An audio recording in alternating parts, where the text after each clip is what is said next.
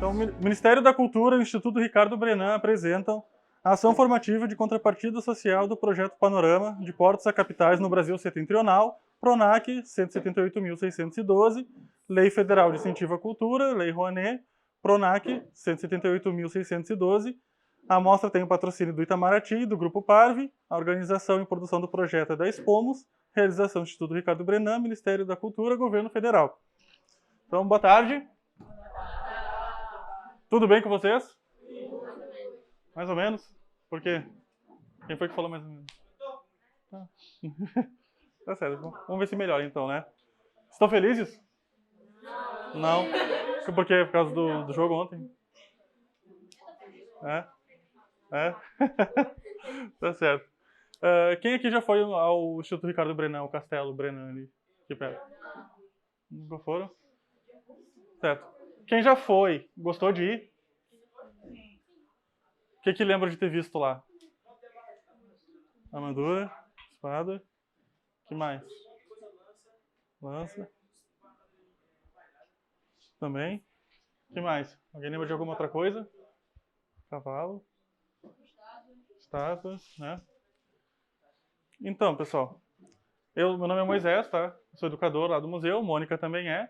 O Mister é o responsável pela filmagem aqui, tá? Tá registrando a nossa atividade. E a gente está aqui para falar sobre a exposição Panorama, que foi uma exposição temporária que a gente teve ali no museu. Ela saiu agora faz um pouco mais de uma semana, certo? Enfim, é uma exposição que trazia quadros, né, imagens, fotografias sobre 4 cidades do Brasil. E a gente vai conversar um pouquinho sobre elas, beleza? Pode passar. Então, pessoal, panorama. Alguém já ouviu falar nessa palavra? Já? Aonde? O que significa? Onde é que você ouviu? Alguém? No celular, né? E como é que é? Como é que é? Nunca usou a foto panorâmica no celular? Alguém já usou a foto panorâmica do celular? Quando você abre a câmera do celular, aí no modo aí tem retrato, foto, não sei o que, e tem uma que é panorama. Ou panorâmica. Isso, justamente. Né? É uma que você aperta num botão ali de tirar foto e vai fazendo assim, e ela vai registrando tudo, e depois... Lembra? Então, isso é um exemplo de panorama. É disso que a gente vai estar falando aqui. Né? Isso foi usado na arte pela primeira vez lá no final dos anos 1700, ou seja, 300 anos atrás quase. E foi um escocês que se chamava Robert Barker. Ele pintou as paredes internas de um prédio redondo com a vista da cidade de Edimburgo, lá na Escócia, onde ele vivia.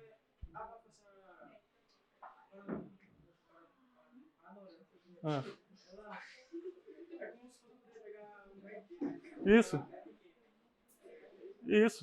E aí, panorama é uma palavra que vem da língua grega, que significa visão do todo. Então é isso, né? Não é a visão só do que está na frente, mas pega uma visão muito mais ampla, né? Então, justamente, foi esse tipo de pintura que era uma visão ampla de algum lugar, né? Geralmente um lugar aberto. E aí esse cara, ele pintou a vista da cidade de Edimburgo, que fica lá na Escócia, nas paredes dentro de um prédio. Você pensa um prédio redondo, assim, de forma redonda, prédio alto, ele pintou as paredes todinhas como se fosse a vista da cidade. E aí quem entrava nesse prédio tinha a sensação de estar vendo lá a cidade. Entendeu? Aqui tem um desenho mostrando como é que esse prédio teria ficado, né? Então aqui as pessoas andando pelo prédio, vocês veem que as paredes, ó, tudo pintado lá com o morro, o mar, os navios, lá a cidade com as igrejas, lá os prédios, entendeu? Para causar essa sensação da pessoa estar num lugar aberto mesmo vendo a cidade.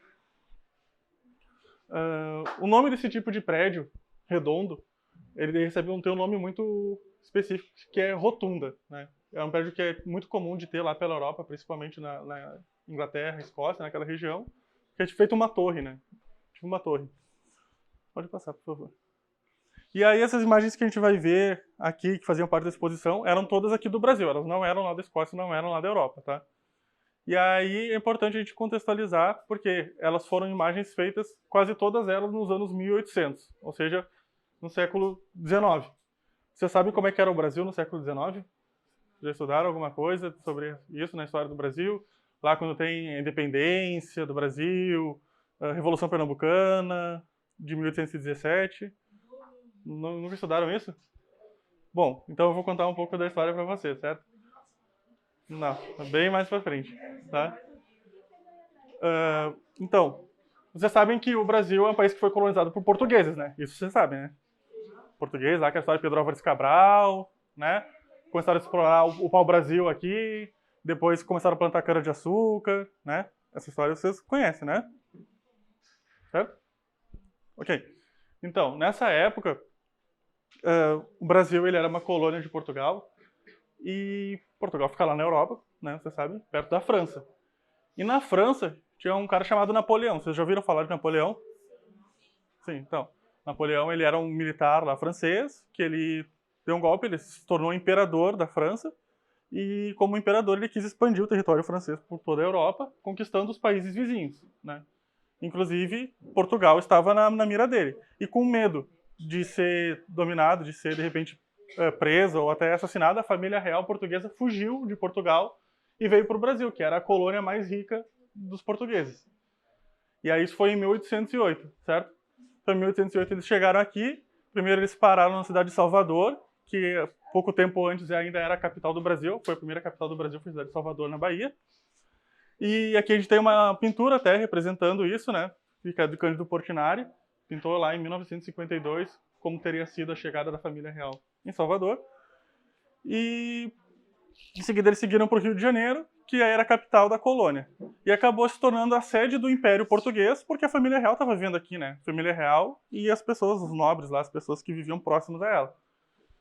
Só que, como o Brasil ele era uma colônia, a razão de existir da colônia é enriquecer a metrópole. Ou seja, a razão de existir do Brasil nessa época, 1808, era enriquecer Portugal, tá? Ninguém visava enriquecer que o Brasil desenvolver cidades e coisas aqui. Não, tinha pessoas aqui que eram donas de negócio, donas da terra, que usavam trabalho escravo para produzir riqueza, que ficava um pouco com elas e o resto ia tudo para Portugal. E aí, então, quando a família real portuguesa chega aqui, eles não têm toda, digamos, a estrutura que tinha lá na Europa. Por exemplo, não tinha banco, não tinha biblioteca, não tinha universidade, né? Não tinha uma série de instituições que eles estavam acostumados a ter lá em Portugal, em Lisboa, onde eles ficavam. Então, eles começaram a querer abrir esse tipo de coisa por aqui.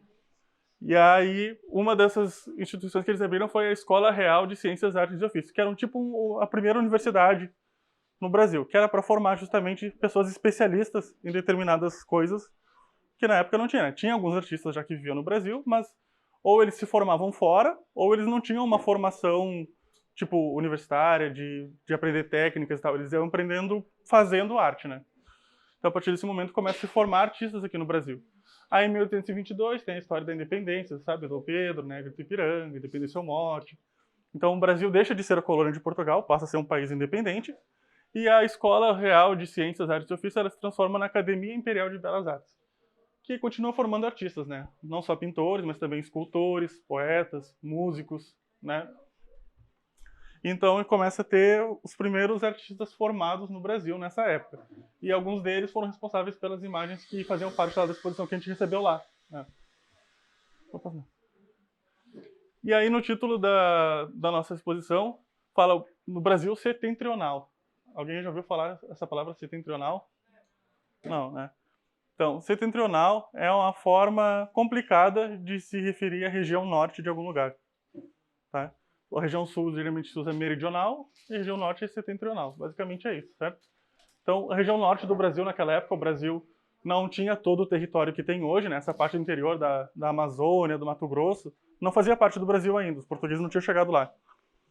Então, a região norte era aqui a região nordeste. Aqui a gente tem um mapa lá da época, do final dos anos 1700, que representa justamente essa região setentrional do Brasil, né? Foi feito por um francês lá em 1780. E aí daqui tá preto e branco, a projeção tá pequena, tá muito iluminado, não dá pra gente identificar muito bem o que tá desenhado aqui. Por isso que eu trouxe aqui o mapa atual, daí que a gente conhece, né, que a gente vê nos livros, tudo. E aí destaquei aqui nesse quadrado a região ali que se referia à região setentrional do Brasil naquela época. E aí a gente vai destacar 4 cidades que eram as cidades que estavam retratadas naquela exposição, certo? São 3 do Nordeste e uma do Norte, né? Belém do Pará, São Luís do Maranhão, Recife e Salvador, na Bahia. Alguém aqui já visitou alguma dessas cidades, fora Recife, claro? Conhece alguma das cidades? Belém, São Luís, Salvador? É? É? Onde? Qual? Ah, sim, pela BR. Sim. Uhum. Certo. Então, o que que essas 4 cidades elas têm em comum? Alguém pode me dizer alguma coisa que elas têm em comum? Hã? O que que tem em comum no nome? Hã? São capitais dos seus estados, muito bem. Que mais? Tem alguma outra coisa em comum que vocês percebem? Todas elas estão no litoral, né? Elas são capitais, estão no litoral e elas foram portos muito importantes já desde o início da colonização dos portugueses aqui no Brasil. Porque, como eu falei, eles queriam tirar a riqueza daqui para Portugal. Eles chegaram aqui de navio, né, gente? Não existia avião lá em 1500, né? Então eles chegavam de navio e os produtos saíam daqui e era justamente de navio também, que era o meio de transporte que tinha para ir de um continente para o outro. Então eles chegavam no litoral, estabeleciam um porto, que era um lugar onde se podiam deixar as embarcações, né, com segurança para receber depois os produtos e as pessoas que vinham para cá ou que iam sair daqui. E por isso que a maioria das cidades, as capitais dos estados litorâneos, elas ficam justamente no litoral, quase sempre, né? Porque foi onde as cidades começaram, pelo litoral, essas cidades mais antigas, né? Pode passar então, por favor. E aí a primeira cidade que a gente tem é Belém, tá? Aqui a gente tem 2 imagens dela. Uma que estava lá na exposição, é uma fotografia, lá por volta de 1860, tá? Que mostra ali justamente a região portuária da cidade de Belém. E aqui a gente tem uma foto bem mais atual da cidade também, e que a gente tem aqui o mercado, ou a feira Ver o Peso. Tá? É o principal ponto turístico da cidade de Belém hoje, certo? É a maior feira livre da América Latina. Quem for a Belém um dia, eu tenho quase certeza que vai ser convidada a visitar a feira Ver o Peso. Tá? É o principal ponto turístico da cidade. Qual é o principal ponto turístico aqui de Recife que, se vocês recebessem alguém de fora, vocês levariam para conhecer? É como se a Feira Ver o Peso fosse o Marco Zero lá de Belém. Né? Quem vai lá vai visitar, é um mercado que tem muitas coisas para vender, praticamente qualquer coisa que você quiser comprar vai encontrar lá. Então é um lugar muito movimentado. E a Feira Ver o Peso, digamos assim, os primórdios dela, esse nome, Ver o Peso, ele vem lá de 1627. Quando eles começaram a fazer esse comércio e tudo, eles precisavam de um lugar para pesar a produção agrícola, por exemplo, de açúcar, e saber quanto açúcar eles estavam exportando, para saber quanto dinheiro valia aquele açúcar, né? Então era um lugar de ver o peso. Conforme a cidade foi crescendo, o comércio foi crescendo, esse lugar de fazer a pesagem foi mudando de um lugar para o outro, e por último, ele se instalou ali nesse prédio azul, que hoje agora é o mercado, né? Mas justamente era um lugar onde se pesava a mercadoria para ver quanto era o valor. Né? Por isso que ele ganhou esse nome de ver o peso. Por conta da natureza mesmo, o lugar onde se instalou a cidade de Belém era um lugar muito alagado. Tinha muita água. Não dava para construir a cidade em cima. E era uma água que ficava parada ali, era uma água suja que não prestava nem para beber, nem para lavar roupa, não tinha muita utilidade. Então, conforme foi tendo a necessidade da cidade crescer, se expandir, eles chegaram à conclusão de que eles precisavam escoar essa água para algum lugar. Então eles cavaram valas em direção ao mar para essa água escorrer e secar. Hoje, se vocês forem lá, tinha um grande alagado que chamava Alagado do Piri. Se vocês forem a Belém, vocês vão ver que não existe mais esse alagado na cidade. Porque ele foi seco para construir a cidade por cima. A cidade passou por cima da onde antes tinha água. Né? Vai passando. Na cidade de São Luís, então, no Maranhão. Essa aqui também é uma imagem que estava lá na nossa exposição. Está bem pequenininha aqui, está difícil de ver, mas lá atrás tem a cidade com seus casarões grandes, onde moravam as pessoas que tinham mais dinheiro. E mais aqui na frente era uma região mais rural e tem uma casinha de palha aqui. E aí isso é muito representativo da época. Por quê?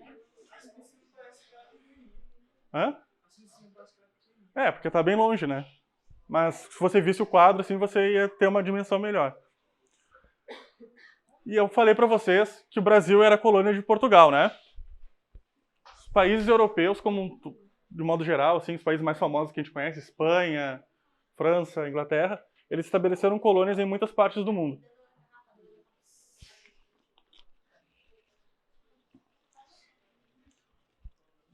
E vocês sabem dizer o nome de alguma colônia, de algum país que era colônia da Inglaterra? Foi colonizado por ingleses? Alguém sabe? O colega sabe? É um país que é muito famoso, a gente ouviu falar dele na televisão praticamente todos os... Isso. Inicialmente, os Estados Unidos foi uma colônia inglesa, né?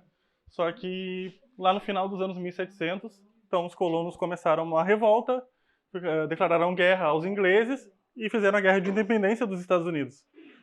Mas, enquanto era colônia, os Estados Unidos era de onde os ingleses tiravam o algodão que ia servir para produzir tecidos nas fábricas que eles tinham lá na Inglaterra, certo?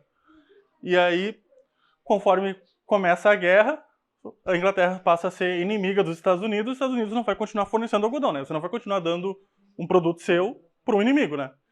Então, a Inglaterra começou a ter que comprar algodão de outros lugares. E um dos lugares que eles compravam era da província do Maranhão, né? Que tinha uma plantação de algodão importante. E os proprietários dessas plantações de algodão enriqueceram muito vendendo algodão para a Inglaterra. Conforme eles ganharam dinheiro, eles puderam pagar para os seus filhos irem estudar na Europa. Tinha poucas escolas aqui no Brasil, não tinha rede pública, né, de ensino, como a gente tem aqui hoje, né, rede municipal, onde vocês estudam. E então, esses jovens saíam lá do Maranhão e iam estudar lá em Paris, em Londres, né? E eles passavam alguns anos lá, quando eles voltavam para cá, eles conheciam aquelas cidades lá que eram mais modernas, né, em relação à cidade onde eles tinham crescido, e queriam modernizar a cidade. E aí começaram a fazer várias leis e projetos para modernizar a cidade. E aí uma das coisas que eles achavam importantes para que a cidade fosse moderna era a construção de teatros. Eles viam que lá na Europa, as cidades grandes, movimentadas, tinham muitos teatros, que recebiam peças de teatro, óperas, orquestras e coisas assim. E aí eles queriam que São Luís também tivesse. Então eles mandaram construir o Teatro União.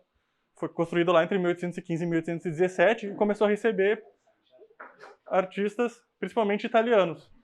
E aí o Teatro União é um dos primeiros teatros do Brasil, tá? E até hoje ele existe, ele já mudou de nome algumas vezes, hoje em dia ele chama Teatro Arthur de Azevedo em homenagem a um autor de peças de teatro da cidade. E aqui a gente tem uma foto atual da cidade pra gente ver também que é muito diferente, né? Em 200 anos as coisas mudaram bastante lá em São Luís. Recife, alguém conhece? Conhece? Alguém não conhece? Não, né? Tá. Uhum. E vocês sabem por que a cidade tem esse nome? E o que são? E o que são os arrecifes? Isso aí. E aí, vocês sabem por que isso foi importante para que a cidade fosse aqui? Como eu falei, os portugueses vinham de navio e eles tinham que estacionar esses navios em algum lugar, né? E aí os arrecifes eles faziam uma proteção das ondas. De repente, quando o mar estava mais agitado, as ondas vinham maiores, aquelas pedras ali protegiam, então fazia daqui da região um lugar ideal para colocar um porto. E Recife surgiu como um porto. Era o porto da cidade de Olinda, né? Olinda era a primeira capital de Pernambuco, né? Vocês sabem disso, né? Depois que foi mudar, Recife se tornou capital. Então, uma característica bem marcante da cidade são os rios, né? Capibaribe e Beberibe, principalmente, que são os maiores, né? E aí eu pergunto para vocês, para que se usa o rio hoje em dia? Para nadar? Para pescar? Transporte? Andar de jet ski?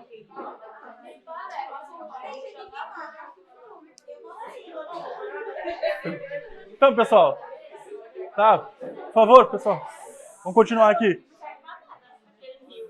Ele falou que não serve para nada, que serve para pescar, mas o colega falou de transporte aqui. Hoje em dia, não se usa muito para transporte, né? Todo mundo anda de carro, de ônibus, de bicicleta, né? Anda pelas ruas, pelas pontes, né? Mas não, assim, não tem assim, vou ali, vou pegar um barco para ir para o Recife Antigo. A gente não faz muito isso, né? Tem aquele de passeio só, né? Catamarã, né? Então, por que isso? O rio, ele era muito importante pro transporte nessa época. Porque tinha... também, ele... Porque tinha muita plantação, principalmente de cana-de-açúcar, e para isso chegar lá no porto, para ser exportado para fora do país, tinha que ir pelos rios, né? Então os rios eles eram muito importantes por causa do transporte. Hoje em dia, na verdade, eles são mais um problema para o transporte, por isso que se construíram as pontes por cima deles, né? Então é isso, o rio é a mesma coisa, é a água que passa, mas em 200 anos ela deixa de ser uma necessidade e passa a ser um problema, de certa forma, né? Na questão de transporte, né? Muda o significado conforme a cidade se transforma. Vou pular essa parte da cabotagem e vou falar assim, ó. No litoral, né, no porto, quem é que trabalhava no porto, gente? Quem é que trabalhava no porto do Recife lá nos anos 1800, no início dos anos, 200 anos atrás? O que tinha no Brasil 200 anos atrás? Escravos, né? Muitas pessoas escravizadas trabalhavam no porto, né? E muitas pessoas livres também, descendentes de escravos ou até ex-escravos, né? Que eram chamadas de pessoas de cor nos documentos da época, né? E então eu gosto de pontuar isso porque vocês não disseram que não ouviram falar na Revolução de 1817, Revolução Pernambucana, que Pernambuco foi um país, ficou independente. Vocês já ouviram? Alguém mais já ouviu, né? Pernambuco foi um país, ficou independente do Brasil, do Império, né? Então, só que é isso.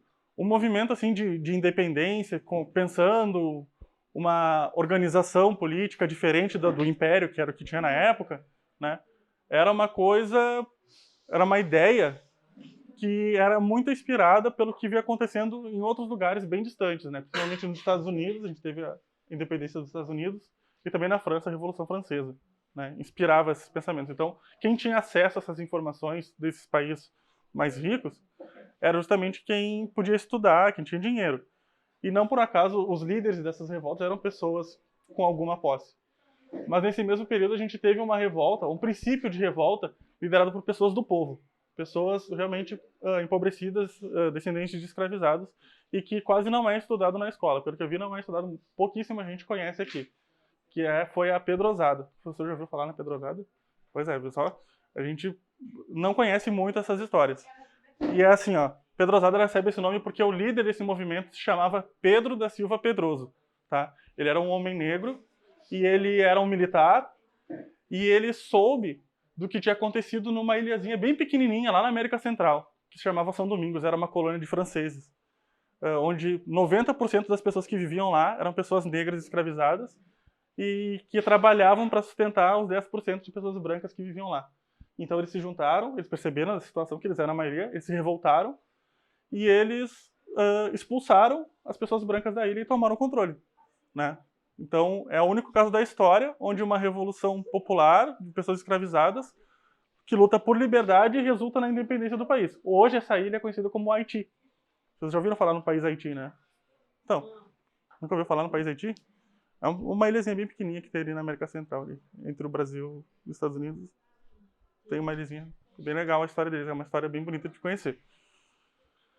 Então, o Pedro Pedroso estava inspirado nisso aí e ele queria fazer a mesma coisa aqui. E ele começou a falar para as pessoas que ele queria juntar as pessoas escravizadas e pessoas de cor para fazer uma revolta e tomar o controle da cidade.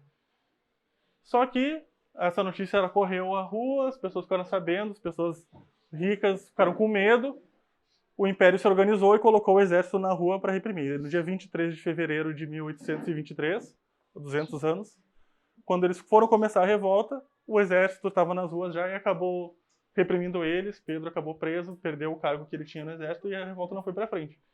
Mas é um episódio que eu acho que devia ser mais valorizado porque esse sim foi promovido por gente do povo. O próprio Frei Caneca, que é um dos líderes da Revolução de 1817, não gostava, falava mal de Pedro Pedroso, dizia que ele era um arruaceiro, que o pessoal que andava com ele era uma gentalha. E aí talvez a gente deva prestar atenção quem é que está taxando as pessoas do povo de gentalha, né? Geralmente são retratados assim. Aí aqui a gente tem uma pintura panorâmica já, muito anterior àquela do escocês, foi feita por um holandês, aqui na época que os holandeses estiveram aqui. Você sabe que os holandeses estiveram aqui, né? Controlaram a cidade aqui, né? Por quase 30 anos, né? Por 24 anos os holandeses estiveram aqui. E aí, então, um deles pintou o litoral ali da cidade do Recife, que é o Recife antigo ali, as ilhas de Santo Antônio, com a frota dos navios dos holandeses e tal. E aqui embaixo a gente tem uma fotografia atual, mais ou menos do mesmo lugar, assim, mostrando a região, pra gente ver também que mudou muito, né? Se lá na foto de Belém tinha uma igreja no meio, que ela existe até hoje, lá perto do Ver o Peso, aqui já mudou bastante, né? Vou passar por... E aí, por último, Salvador. Ninguém esteve em Salvador aqui? Não? Então, Salvador é a capital da Bahia, foi a primeira capital do Brasil, como eu falei antes. Ela ocupava uma posição importante, porque ela ficava bem no meio do território do Brasil na época que os portugueses chegaram aqui. Então eles botaram ali porque é isso, facilitava ir para cima ou para baixo, né? Ficava no litoral, e também era fácil chegar da África para cá, as pessoas escravizadas que iam trabalhar na colônia, e os produtos saírem para a Europa, que é onde eles iam ser comercializados. Então, por causa dessa atividade comercial, estabeleceram muitos trapiches lá, que são esses prédios aqui de trás, que são tipo de armazém para guardar mercadorias, mas que eles tinham equipamentos para facilitar que as mercadorias entrassem para os navios e recebessem mercadorias dos navios também. Nesse lugar, então, portuário, onde tinha esse trabalho comercial, se estabeleceu a alfândega, né, que era isso, que é onde era taxado os produtos que chegavam e que saíam. E aí era esse prédio aqui, ele ficou pronto em 1862, essa foto é bem da época mesmo, e ele existe ainda hoje. Ele é chamado de Mercado Modelo. Ele fica em frente ao elevador Lacerda também, que é um dos principais pontos turísticos de Salvador, né? Foi o primeiro elevador urbano da América, que é isso, é um elevador que fica na rua, né? Para levar da parte alta da cidade para a parte baixa, né? No litoral. O Porto de Salvador ele era muito importante não só para fazer o comércio para fora do Brasil, mas também dentro da própria província da Bahia, porque tinha muitas coisas que eram necessárias na cidade que não eram produzidas próximo. Então era produzido no interior da Bahia, ia navegando pelos rios até chegar à capital. Então tinha essa importância também de comércio local. E aí também por causa disso, foi lá que se desenvolveram as primeiras companhias de navegação a vapor. Porque quando os barcos navios eram a remo ou a vela, eles dependiam muito da força das pessoas ou do clima, né, do vento e que o mar estivesse adequado para navegar. O navio a vapor, ele tem um motor, então ele navega, digamos, sozinho, né, a partir do seu próprio motor. Então isso foi muito importante para desenvolver o comércio na região também, porque fazia com que a navegação ficasse mais rápida e mais independente de fatores climáticos e naturais. E aí, em 1853, companhias menores que já existiam lá, particulares, se juntam e formam a Companhia Baiana de Navegação a Vapor, que foi a primeira grande companhia de navegação do Brasil, né? Navegação a vapor. Então, se alguém tem alguma dúvida, curiosidade ou comentário sobre o assunto, pode fazer agora. A gente está encerrando essa parte de apresentação. Passe, por favor.